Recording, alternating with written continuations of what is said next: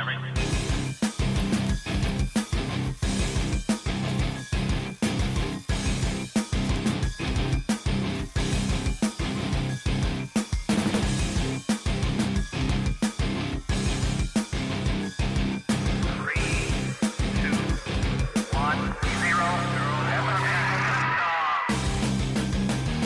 and welcome to Clair to the Board in the post-truth apocalypse. I'm Ben, I'm hanging out with Mike. Hello. And Claire. Hey.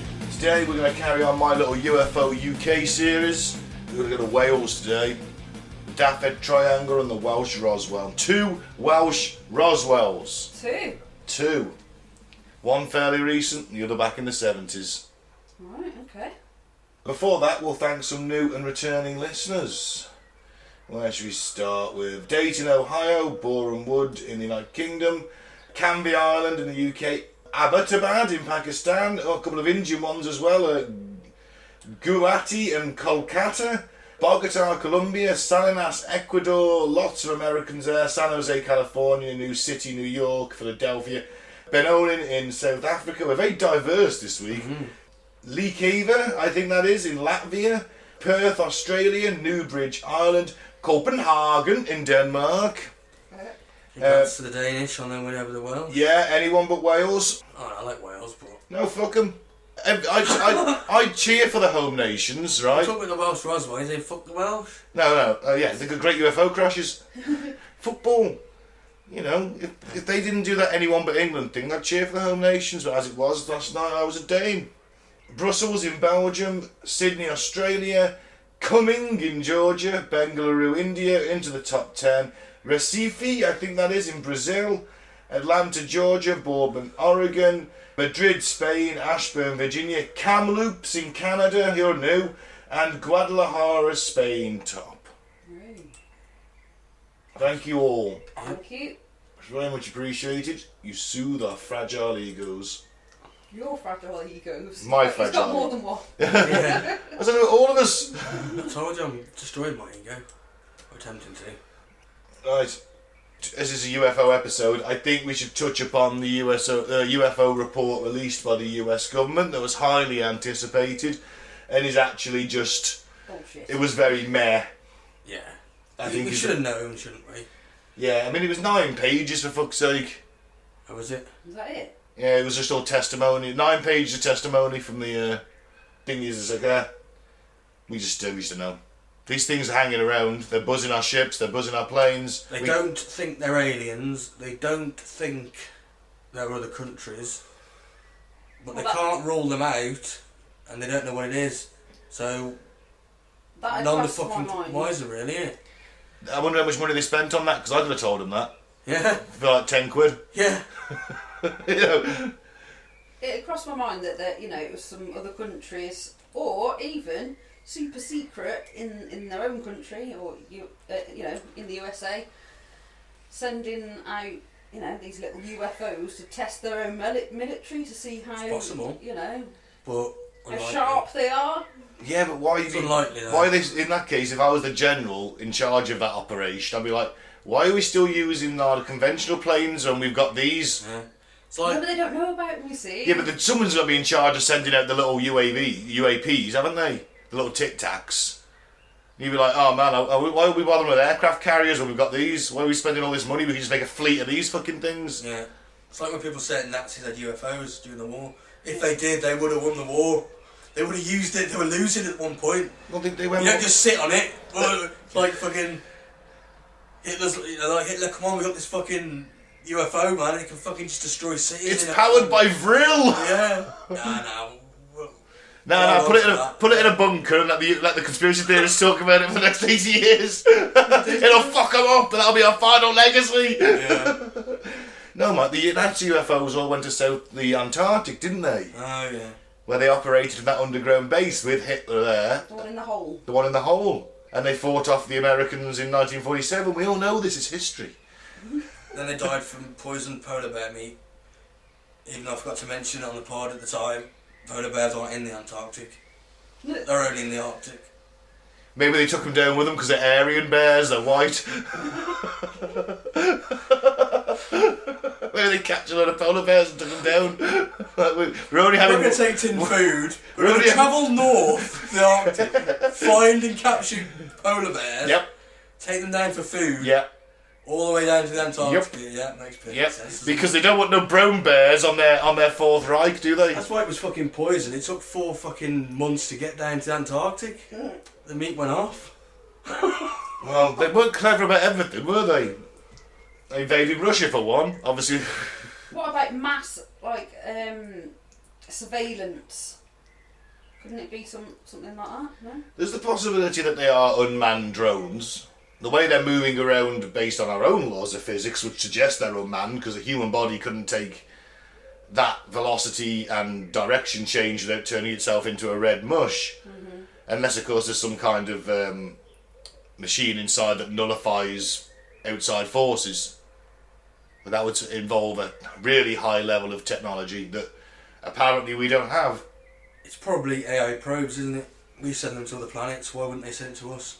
An Earth could be, it's called the zoo hypothesis. We could have been bred by aliens, it's like a planet-wide zoo. Yeah. Now and again, they send these probes down to check how we're getting on. Maybe they're usually invisible, but they've had a malfunction. It's possible. Or they could be camera drones and this is a sitcom. It's Earth season 2000. Oh, the longest running show in the galaxy. Oh, and they can flick between, Anywhere, anyone. So There's 14.7 billion, isn't it? No, it's 12.6 billion or something. Oh yeah. Well, you wouldn't be. Well, the Earth? I don't know, but I suppose you'd have the dinosaurs, wouldn't you? As season 1. Yeah, up until, at first you'd have pond scum, wouldn't you? Yeah, that would be very entertaining though, no one's going to watch that. No. Let's watch this pond scum evolve for the next 3 million years. It took 3 billion years for life to evolve, so for 3 billion there was nothing going on. Yeah, no one's watching an empty rock. It's to be fair, I mean, it's a good idea, but for a TV programme... Maybe they created us as 3 part of the billion entertainment. years, we might have life. Let's put this on TV, no one's going to do that, even in an alien galaxy, but I think for alien scientists to study life, they could have seeded it with life. Could be an experiment. We were about 100. 6 billion years ago, is it? Yeah. We're about 100,000 years old, aren't we, as a species, humanity? Like that. Dinosaurs were 65 million years ago, give or take. Yep. I'd watch the dinosaur season. That'd be fucking awesome. Humanity, not so much. I stopped watching when humanity came into it. Come on, you want to watch the humanity, don't you? Yeah. The dinosaurs, they just eat each other, don't they? And fighting. Oh man, at the end of season 1, the dinosaurs get wiped out. No one sees it coming. It's like Ned Stark getting his head cut off. Yeah. It's like, I thought they were the main characters. What's going on? They killed them all off. But watching us must be something different, mustn't it? So they built nukes now. Oh my god, it's gone mental now. Are you watching it? Are you watching it? America's got the A-bomb. They just nuked Japan. Now the Russians have got it. I didn't see that coming. So they could have seeded, the planet, yeah, and then they could live so far away that they go home, and then they come back in a few, 1,000 years, isn't it? There's also, remember, it could be multi-dimensional. Yeah. Could be beings from another multiverse. Multiverses are possible. It's been proved. No, it's not been proved. Right, theoretically. We can't. Well, theoretically, it's a possibility. We can't prove it, can we? How can we prove it? That's the trouble with it. Yeah. We can't. All right, it's theorised that there are other dimensions. Yeah. Or there is the possibility that it's us from the future. Yep. Can't rule that one out. Why would it be us from the future looking at us from the past going, what a shit show? Maybe there's something we've got they don't have anymore. Maybe again it's just tourism. Maybe these are possibly. Maybe it's the history buffs. That's you come to watching the History Channel. You go on a little fucking tic-tac show, little tic-tac aircraft, and watch the US military aircraft carriers dotting around. This is a brilliance of it. Could be anything. But the report was very disappointing. Yeah. A lot of people wanted the US government to come clean and full disclosure, or at least a soft disclosure where they say, this is nothing, this is just nothing at all. It was a big disappointment. Which is a good job, because we'd be out of a job, or I certainly would, on this podcast, if the way it proved that the aliens were real. Yeah. I'd have nothing to talk about. Well, you still would, wouldn't you? But Yeah, but they're real now, so it's like, oh, well, so was Kelly Hopkinsville, so was Roswell. Every alien encounter is actually, or 99% of them are actually, it's true, yeah, sorry. but that would make visiting it, you'd be looking at it a different eye then, wouldn't you? A different view. Yeah. Or a sceptical view. If you know it's real, everything, I don't believe that everything is real anyway. Well, it's like, the question would change, not Yeah. are they real? It's like, what What do do they want? Yeah. Should we be afraid? Yeah, can we make contact? I mean, it would be such a society-shattering event, if you think about it, if aliens were real and it was proved they'd been visiting us, because all of a sudden our entire relationship with the galaxy has changed. Yeah, of course. You know, and then you got to question religion. Shattering, I'm not sure about that, you know, I don't think everyone would be like, ah! You know. Oh, it freaked me. No, but it would just change our perception.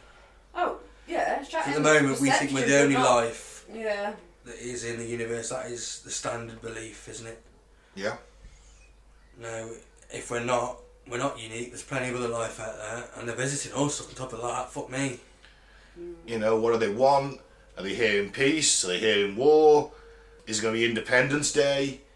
It could like completely revolutionise our technology if we made contact, because they'd probably exchange stuff with us. Oh, what, you stood on a cancer? Oh, we figured that one out years ago. Here you go. You know, oh, you still got famine? Oh, we'll have these like fucking smart crops that will grow in any soil in any weather. It's going to be a pretty much one-way trade though, isn't it? What the fuck are we going to offer them? Quality television programming, Mike. Totally aliens. Have you ever heard of Neighbours? Have you seen The Walking Dead? You'll love it. Well, it's a podcast, obviously. Podcast. They could laugh, you know, they'd proper laugh at this, wouldn't they? You know, maybe it's like we'd have like a cultural exchange. They give us technology. They'll be we after give... our drugs, wouldn't they? It's the first thing. Oh, maybe we're the drugs. Yeah. Like in that Bad Taste. Bad Taste, yeah. The movie. Yeah, so disappointing. Alright, then let's move on to the Welsh Triangle, the Welsh Roswell episode. So, the Welsh Triangle, what was seen in the sky back in 1977? Both incidents took place in 1977, I should point out. It was the Millennium Falcon. Same year as Star Wars. Back in 1977 at Broadhaven Primary School in Pembrokeshire, a group of pupils saw an object which started a wave of UFO sightings in the area now called the Dyfed Triangle. David Davies, that's such a Welsh name, who was 10 at the time, had heard the rumours of flying saucers from other pupils on the day but did not believe them. Talking to the BBC, he said, "I was a natural-born sceptic, so after the bell rang I decided to go to the area. The children had said they'd seen it. But then he saw a silver cigar-shaped craft with a dome covering the middle third. My sighting only lasted a couple of seconds," he said. "It popped up and then went back behind a tree." Now, none of the teachers believed the children, and so the headmaster separated them and got them to draw what they saw. There were slight variations, but what they drew was basically the same. Just reminds me of the Zimbabwe account. Yeah, I was thinking that'll be coming soon. That was kind of creepy one actually. They had contact. Yeah. They spoke to them. Wow. Telepathy. I think so. Yeah. There's a good podcast by Unexplained with Howard Hughes. He does an episode and he speaks to one of the people who was there. Yeah. So telepathy is when you hear it in your mind. Yeah. Yeah. That's the way that most of these encounters tend to happen, isn't it? It's all telepathy. The aliens are telepathic. They speak in English in our heads, but they never speak out loud. Mm-hmm. Following the sighting, the media descended on the quiet village, and as David put it, the next few days were a wild roller coaster. Now, one family in particular was very severely affected by it all. The Coombs family, who were employed at the Ripperston farm, had a number of very strange experiences. Among the sightings of UFOs from their car, a 7-foot silver-suited being with a black visor appearing outside their window. Must have been terrifying. Constant mechanical disturbances, including their car and television set repeatedly breaking down and having to be replaced, and their cows seemingly being teleported from one field to another. Those poor cows. 2 months later, Rosa Granville, who ran the Haven Fort Hotel in nearby Little Haven, described seeing an object which looked like an upside-down saucer and 2 faceless humanoid creatures with pointed heads. She said, so when heat came off it, her face felt burned. There was a light coming from it and all flames of all colours. Then the creatures came out of these flames, and that's what I don't understand. Not the fact they were faceless humanoids, the fact that they walked out of the flames. Somewhat distressed by the encounter, Mrs. Granville wrote a letter to her MP, a Member of Parliament, who promptly asked the Ministry of Defence to investigate. The MP said at the time, I am being inundated at the present time with representations about UFOs said to have been seen in Pembrokeshire. It turns out the RAF were asked to carry out a discreet probe of the area to investigate. Extract of the private memorandum to the Provost and Security Service of RAF, effectively the military police, mentioned the number of level-headed witnesses to the strange activity.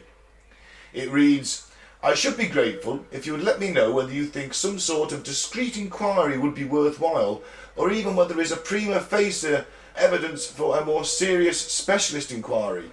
The author of the letter adds, I have not told the Minister I am consulting you. Interesting. Nick Pope, who worked as the UFO investigator for the MOD, said, quote, this bombshell document shows how the MOD's UFO project asked the RAF police to conduct a secret investigation into these mysterious events, while Parliament, the media and the public were being told it was of no defence significance. Well, that's just standard. Of course, standard line, no defence significance. Yeah. Nothing to see here. Nothing to see here, move along. Flight Lieutenant Cowan, an officer from RAF Boardie, visited Mrs. Granville's hotel and examined the site, but could find no evidence of a landing. He joked, should a UFO arrive at RAF Boardie, we will charge normal landing fees. You're you card. Just had to say that. Yeah, so that's the first one. I think it's a local prankster. Could have been a local prankster. Apparently there is Jones? Hmm? It was Tom Jones. Tom Jones. Well, there we go. He's got Silver money. suit and shades and he's... Well, I suppose it's 1977, so the speculation that the practical joker may have been at work. A former US Navy sailor said the figure in a silver suit was in fact a member of the US military personnel wearing their standard fireproof uniform. Possibility. Yeah. And the UFOs were the new Harrier jets flying overhead. Which I suppose if you've never seen a Harrier jet before, then okay.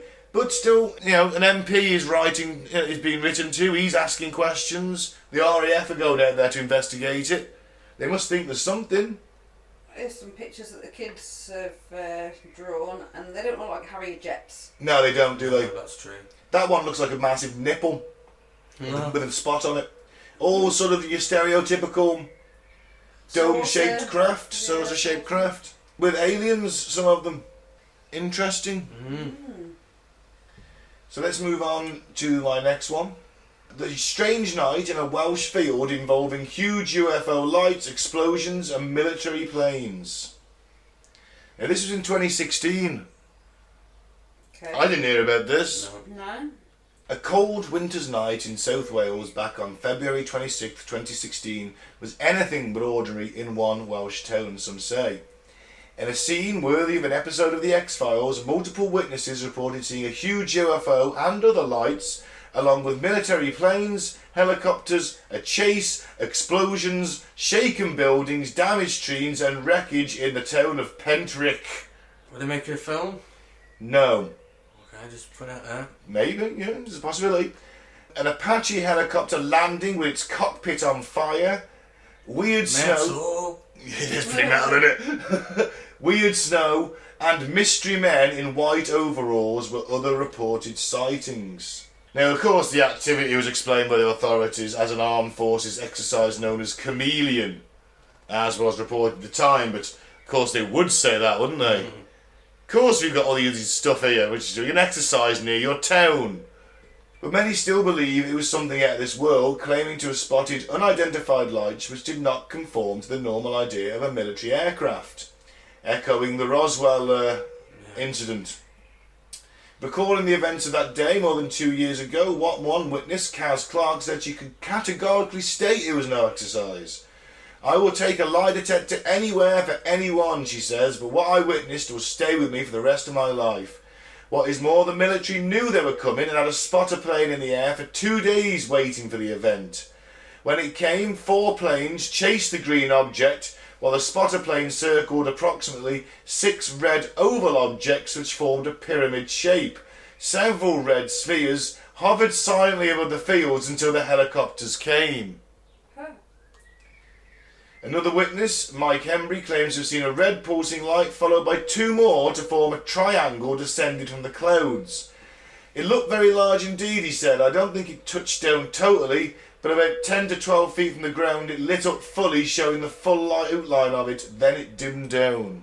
He added that black, red and green orbs emerged from it as if they were dancing and moulding into one, pulsing from red to green slowly.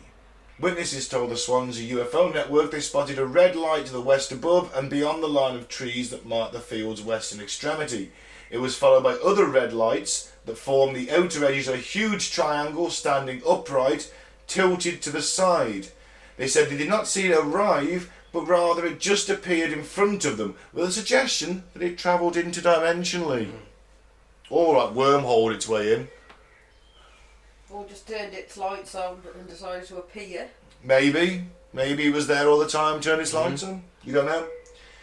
A small green lighted object emerged from the top of the large structure, and witnesses claim the lights were so bright it was difficult to see their individual shape. The green object flashed or strobed 3 times, then headed off to the northwest, and the aircraft chased it. It had also been recalled how the Apache helicopters approached low across the fields from the south when they came out of the rising sun. Then obviously, Ride the Valkyries was playing. Of course. Dun, dun, dun, dun, dun, dun, dun, dun, dun. Oh, fuck, Apache helicopters fucking rock. Running down the Welsh Dukes. If they stand still, they're a taff. If they run, they're a taff. If they stand still, they're a disciplined taff. They were so low, the witnesses could see the grass being disturbed beneath them. Interestingly, the RAF and the Army Air Corps have a reputation for flying very, very low. They're very good at it, apparently. They taught it in the Welsh valleys. And if you're flying a few £100 million worth of military hardware, they don't want you to crash it, so they make sure you're quite good at it. Oh God, well don't worry, the Swansea UFO network's on the case. Are they? Yeah. Not SUFO. SUFON. The large object then dipped to the right, turning on its axis, witness accounts claimed, adding that it descended below the tree line. Yeah. They told the UFO network members the lowest lights became really bright and released several fingers of light arching down to the ground like coloured lightning. The red lights went out and then the large object was no longer visible. It's so bizarre, isn't it? Yeah. It's quite difficult to follow what they're trying to explain. Yes. Well, there was green and red Orbs and shit, yeah. orbs in the sky. They were there for a minute and then disappeared, didn't they? They formed this triangle shape. shape. A green one emerged at the peak of it, which then shot off towards the town to the northeast, which was then followed by 4 Apache attack helicopters. Which suggests each one of these things is a craft in itself. Yeah. To me, anyway. If one can shoot off. Bizarre. Maybe it was an attempt at communication. Maybe they're really miniature aliens. I don't know. It Doesn't give you an estimation of size of the lights, does it? No. But it says they were so bright that you couldn't make out what shape was underneath. Although the Swansea UFO group did claim to have discovered electromagnetic residue, which was evidence something unnatural occurred. What's that? What's electromagnetic residue? I guess it'd be higher background readings of electromagnetism. Okay. I guess. Anything That natural sounds comes like out? some Ghostbuster shit, that doesn't it? You see, that is an issue because stuff like that, you just hit the nail on the head with the Ghostbusters thing. All the ghost hunters, they've got them like electromagnetism readers which aren't designed to do that. You know what I mean? But then again, they're doing it up a mountain, whereas ghost hunters are doing it in a room full of electronics. Yeah. What I'm trying to say is, could anything else explain that? Could it have been Air Force It could have been the heavy amount of satellite radio traffic. Might still be lingering in the ionosphere, something like that. I don't know. Proof, is it? Like you see, it's just like the Sparta plane. It was almost like the military were waiting for them to arrive. There's a Sparta plane in the air. As soon as they arrived, then all hell broke loose. Reconnaissance, didn't they?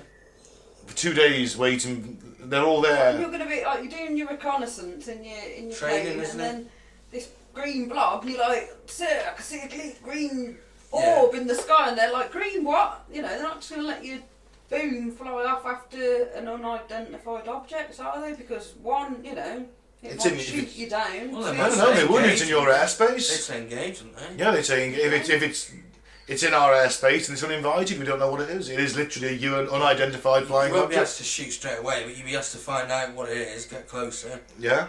Surely. Get a visual on it. What do I do now? And if it's like, is it threatening you? No. Okay, well, just observe.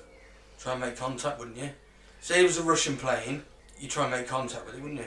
Yeah, but you could like figure out the radio frequency at that point. There's probably an international frequency you could communicate on, but with this, there wouldn't be. You see the Russians tried to bomb our ship? Apparently so. Where? In the Black Sea, in the Crimea, just off the Crimea. Yeah. No one recognises the Ukraine as being Russian. As the Crimea as being Russian again. Yeah. So we were sailing in what we consider international waters, and the Russians said no, that's ours. They fired warning shots and shadowed us. Who's provoking who there, though? It's a bit of both. It's 50-50 because it just so happens that our carrier group is in the Middle East, so it's not far away. Interesting, that, isn't it? And Boris does love a bit of gunboat diplomacy when there's by-elections coming up, as we've seen already. He loves that whole Britannia rolls away shit. He's always sending gunboats somewhere, isn't he? Yeah. It'd be interesting, going back to this, it would be interesting to see the military's, you know, observations and files on, you know. Yeah, we never will we? That's the thing. I mean, they got rid of that photo we talked about last time. Yeah. You know, that was like, even Nick Pope was like, yeah, that's the fucking real deal. No, it won't have been got rid of, will it? Forever. Because it's not in their best interests. The negatives would have been destroyed, so no copies would be made, I'd imagine. Yeah. They would have their own. The opposite. Or they'd have their own copies of the negatives, or they'd keep it. So they'd probably keep the negatives and destroy the photo, wouldn't they? Yeah, possibly. Alright, let's go to the 1977 Welsh Roswell, the Berlin incident. January 23rd, 1974, it wasn't 77, I apologise. It was a cold, damp and moonless night in Llandrillo, a small village built around a broad stream at the base of the Berwyn Mountains in North Wales. The village postmaster was watching television with his wife when he felt like the house parted company from the foundations. Oh, the village postmaster? Yeah, it's back in the day, isn't it? Highly respectable. The sodden earth beneath the village trembled and the grey slate houses shook as if Browen the giantess, a mythical goddess whose throne towered above the village, had risen again. Crockery flew off shelves and smashed onto flagstone floors. A deep rumbling accompanied the tremor, striking terror into the local community. The postmaster rushed outside and turned to check on his post office, a low-slung, slate-roofed cottage in the centre of the village, whose front room had been converted into a shop. But his eye was drawn to the left, where he saw a fireball in the sky. Could a plane have crashed, he wondered. Neighbours also stood and gazed skywards. The postmaster cast an anxious glance over the yard to the right, with its underground petrol tanks and rows of gas cylinders, then set off towards the mountain to see what had happened and perhaps offer help. Police, who had commandeered another Land Rover, set off to help him. A hunting party was already up the mountain, having finished their rabbit shoot, but other than the hunter's vehicle, the searchers saw no one. They climbed the hill until they were surrounded by heather and grass. The black and almost indistinguishable masses of the magnificent Berwyn Mountains extended to the southeast. By the light of their requisitioned headlamps, police officers scoured the tufted landscape for anything untoward. There must have been some clue as to what happened, the officer in charge thought. He could see white lights in various directions, but none of them looked unusual. One of the party cried out, "That's it," as something flashed in the sky, but it subsided as quickly as it had appeared. Eventually the searchers accepted that there was nothing to be found and descended, baffled. No one in Llandrillo found anything on the mountain that night. In the following days, search efforts intensified. Royal Air Force personnel, scientists, journalists and UFO enthusiasts combed the surrounding land and interviewed locals at length but came up with nothing. The string of strange events was officially recorded as a coincidence of natural phenomena. An earthquake measuring between 3 and 4 on the Richter scale, which is by no means a major quake but uncommon in the UK, and a shower of bright meteors that burned up somewhere over the UK. Local teenagers joked about little green men, while locals revelled in the attention, each claiming their part in the night. And when teams of police and military descended on the area, it seemed like Landrillo became the centre of the universe. It would be another 20 years before Margaret Fry, a world-renowned UFO investigator, unearthed the evidence that turned the case into what it is today. Wales' answer to Roswell. In July 1991, a friend passed on an intriguing lead. A nurse named Pat Evans had seen something strange upon the Berwyn Mountains in 1974 on the night of the earthquake and meteor shower. Alleged earthquake and meteor shower, damn it. Margaret had heard reports of earthquakes coinciding with UFOs. In fact, she had a theory that UFO nauts, her term for the pilots of alien spacecraft, knew about them in advance and came down because of them. The meteor showers, I assume. She also had a dim recollection of an article in the Flying Saucer Review about a mysterious explosion and strange lights on the Welsh mountainside many years ago. She was keen to investigate, so drove with 2 colleagues to Pat's village of Ladderfell. Flying Saucer Review. So Pat and her daughters that night, after the explosion, Yeah. drove onto the mountain to see if they could help. From a vast, elevated expanse of heather moorland, the Berwyn Range stretched across to the left. Pat remained stolid until she got her first clear look at the mountaintops. She stopped the car in disbelief. Sitting on the shoulder of the closest peak was a round, brilliantly illuminated reddish-orange ball. They sat watching it aghast. At one point, Pat opened the car's window, but there was no sound. The object had no perceivable windows or doors. It was just a well-defined and uniformly coloured reddish-orange circle that sat on the countryside and glowed like a huge spherical ember. Like the sun. Sat on top of the mountain, it's not, no, at night. Perspective. It's at night. Is it night? Yeah, yeah, it's at night. Not dusk. No, it's at night, it's night. Alright. We're all at the sun then. Well, the other guy said that, didn't he? A round, orangey, burning ball. Yeah, that's true. That is true. Could have been that phenomena where the sun is setting and then it comes back because it's been reflected off water or something on the other side and it looks like it's back in the sky again. Possibly. They were in the mountains, weren't they? Hmm? They were in the mountains, wasn't they? Yeah, they're in the mountains. Yeah, but the horizon, it's quite far away, isn't it? Yes, true. I don't know. You'd have to be looking at the sea for that, though, don't you? Because it's got a like. Well, I'm trying to say the horizon might be. If you're on top of a mountain, the horizon's quite far. The horizon might be the sea. Yeah. Yes, there is a valid point. I don't know. What about the earthquake? Oh, well, was that just a... Just an earthquake. was it an earthquake? So back home, Margaret, who's the investigator, called her boss, Jenny Randalls, the director at Bufora, which is the British version of MUFON, to relay the nurse's story. To Margaret's surprise, she learned that it was not the first time Randalls had heard about the Berwyn incident. Months after it happened, Randalls had received a typed letter in the post from the Aerial Phenomena Inquiry Network, a shadowy group that provided no return address. It read like a parody of bad spycraft. Tall humanoid aliens travelling in a flying saucer had landed in North Wales. A cassette tape accompanied the letter, but it was a load of shit. The cassette tape invited a bizarre medley of Nazi marching tunes, excerpts from news broadcasts and UFOs, about UFOs, drunk-sounding Welshmen, and an American voice who claimed to be the supreme commander of APEN. Of a pen. APEN, the Aerial Phenomena Network Inquiry Network. He could have meant that he's just master of a pen. Yeah, that's true. That is true. The resulting article was widely shared by UFO enthusiasts and set light to a powder keg of conspiracy theories, including accounts of alien bodies littering the countryside, the mountainside. This is in the 90s now. It's taken 20 years for this story to get out. Margaret sent the article to Pat, the nurse, who said she'd seen this, who called her back in a state of agitation. It is well known that publication of details revealed in an intimate interview can send a once willing witness into panic, even causing the witness to recant further facts in order to avoid further attention. Now, Margaret couldn't say whether that was the case, but contrary to what she was sure the nurse had told her, Pat insisted she'd seen no one on the way home that night. No military police, no nothing. I was thinking when Pat and, the other person and her daughters went up, didn't they see the lot, maybe did they have flashlights? Did the military police have flashlights? Now that's the interesting point. The police are seeing white lights and they're like, that's nothing unimportant. Now, it was probably Pat and her her daughters, and probably the military police and RAF search and rescue teams. Her daughters, Phil and Grant. At the end of the night, it was like... Now, Margaret didn't own a tape recorder, she only kept notes. She's a bit old school.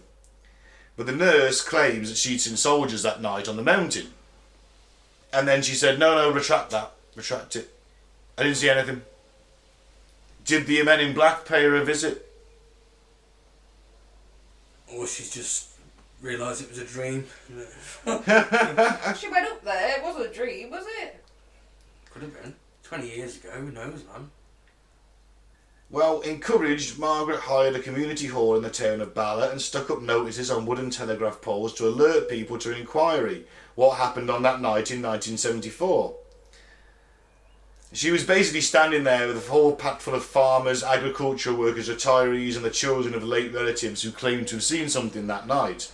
Out of their mouths spilled stories of military convoys roaring through the area around midnight, cars backing up on the mountainside trying to catch a glimpse of the UFO, and strange red lights elsewhere. One gentleman, an amateur astrologist, had written a detailed description of a reddish-orange orb in his diary at the time. The barmaid in a local hotel recounted how glass it had flown from the shelves, and that the next day turned strangers in dark suits had checked him for a whole week, spending every day up the mountain. They just turned up, three of them alive in one rooms for a whole week. Yeah? We're doing some stuff up the mountain. Yes, of course, we're doing some things up the mountain. Why are you in black? No reason. That is pretty much the eyewitness testimony for this. Bodies being taken away to Port and Down, military convoys. Where the bodies come from? From the crash. Oh, so they're thinking it's a crash. They're thinking it's a crash. Bodies were taken away. Bodies being taken away, crashed UFOs, a crashed UFO, military convoys. The locals are like, well, yeah, there was fucking military convoys, there was RAF personnel, there was military police, they sealed the area off, we couldn't go up there, even the police weren't allowed up there. Well, yeah, because the police are related to all of these people in... Well, that's a valid point, yeah. So this is a tiny little community. So the nurse is quite a well-respected figure in the community, isn't she? Yeah.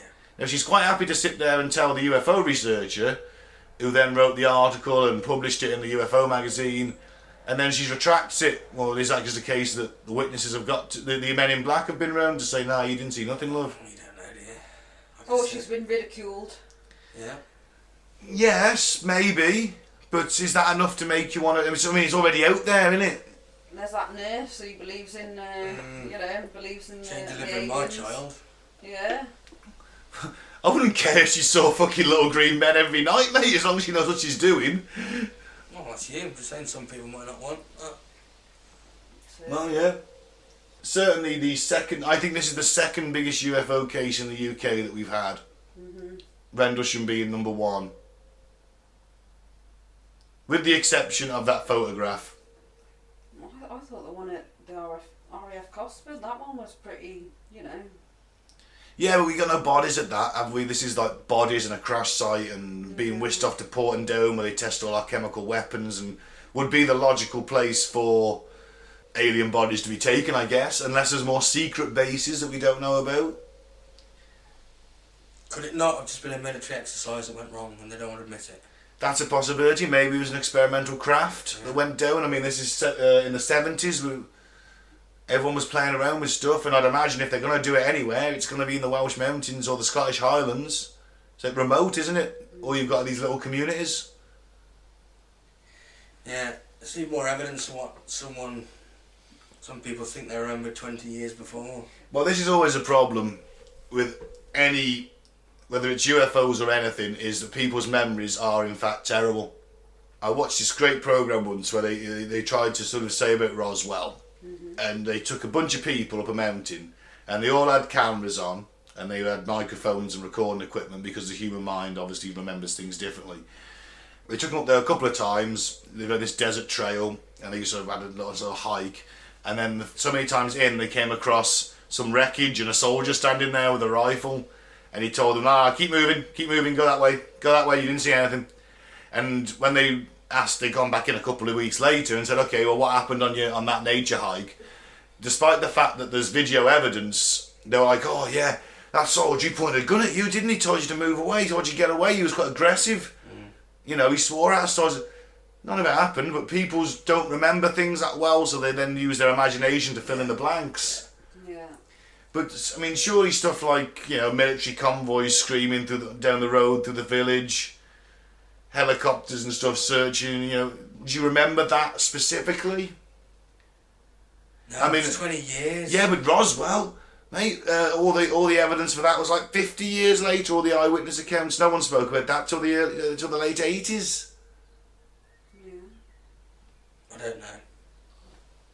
Just they took off, publicised, and, you know. I think it's more likely to be some sort of military, you know, fuck up. I don't think you can rule that out.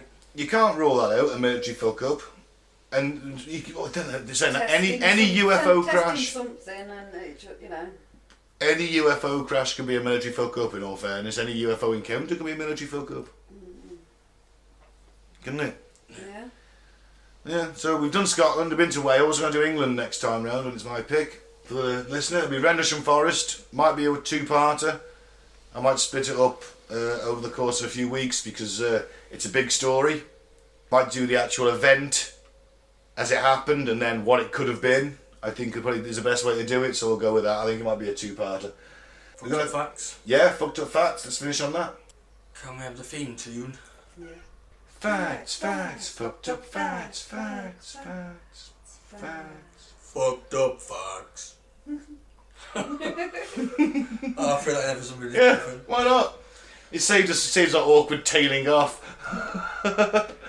In Maine, where delivery of recreational cannabis is banned, you can hire a psychic who will find the weed that you lost and return it to your address for a fee.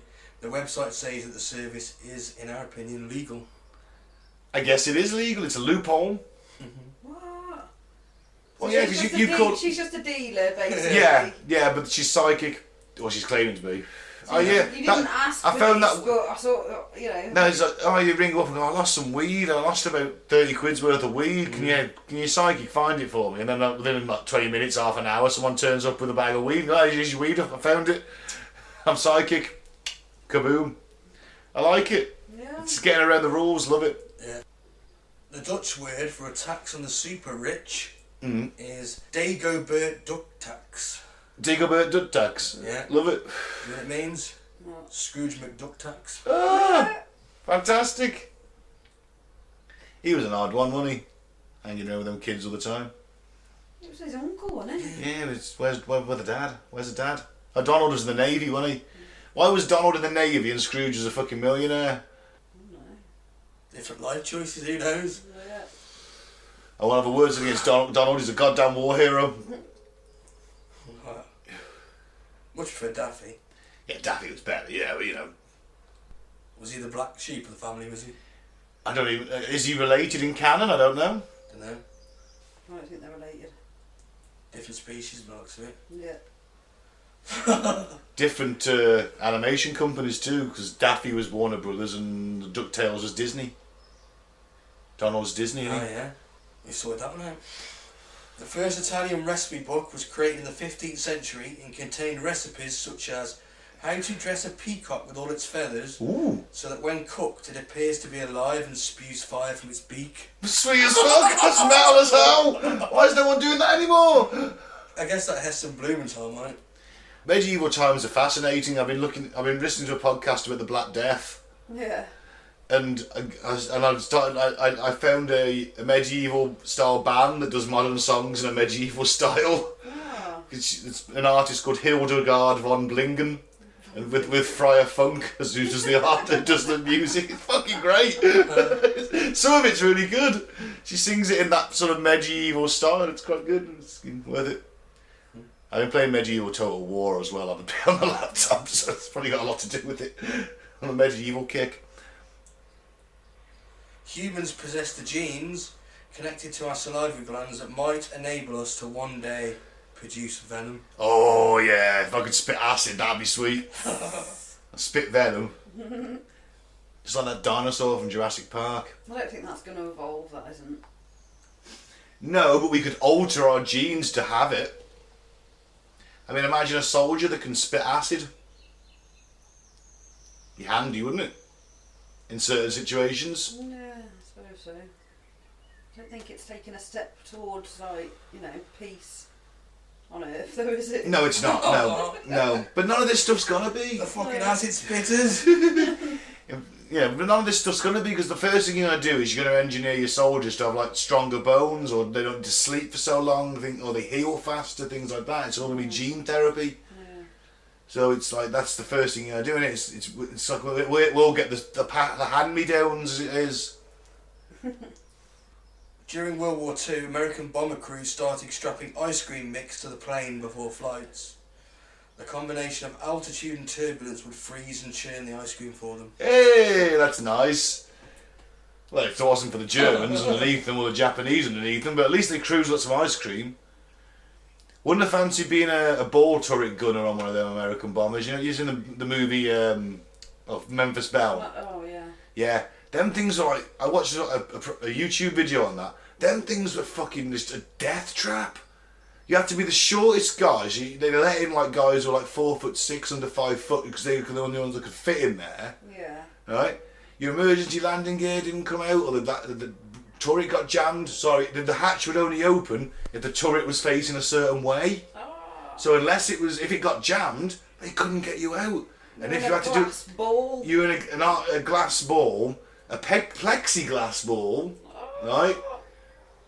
And if the landing gear was shot away and your turret was jammed, guess what? You ain't getting out. No, it's going to flatten you. Yeah, so many died in that scenario. It was unreal. Oh. I think they just like have the hatch sort of open, wouldn't you? A lot of them did. Regulation stated the hatch should be closed. So depends how strict the guy flying the plane was, I guess. Yeah.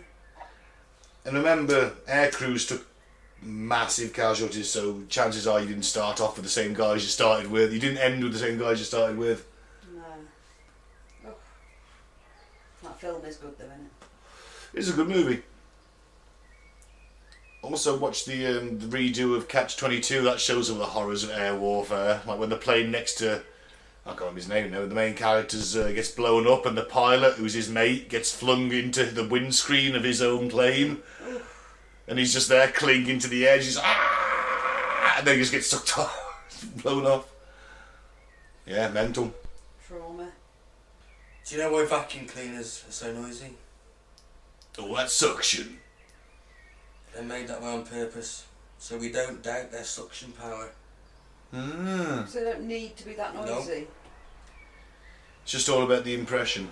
Like car doors, the clunk sound's added to make it sound sturdier than it is. Yeah, because cars aren't really that sturdy, are they? It's to give us a false impression. Bastards. I know. Capitalist bastards. Everything cons us, mate. Everything's a lie. It is. I'm telling The you. world is a lie. Speaking of lies, do you know what Caesar's last words were? Probably not et tu brute, No. because that's Shakespeare. It was quasi-satanist. What's that mean? In today's speak, it probably means see you in hell, punk.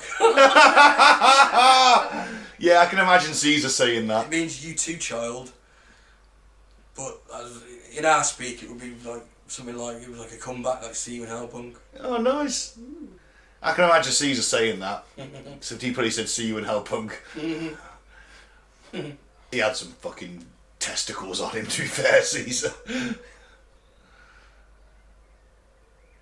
Check out Dan Carlin's episode on the Celtic Holocaust, narrated by Julius Caesar. Well, not narrated by, but he reads some Caesar's war journals. Caesar always referred to himself in the third person. Yeah, it's weird. Studies conducted in the 1970s have shown alpha pigs temporarily lose their place in social hierarchies when they get too drunk. Alpha pigs. Yeah. Daddy pig. Oh man, yeah, I can believe that. Oh god, he's fucking making a fool of himself again. You're the new you can bang me now. You can bang me tonight. And when he sobers up, he's back to being alpha again, I guess. Yeah, we'll finish with this one. A bit random. Jellyfish born in space hate life on Earth. What, do they actively attack it, do you think?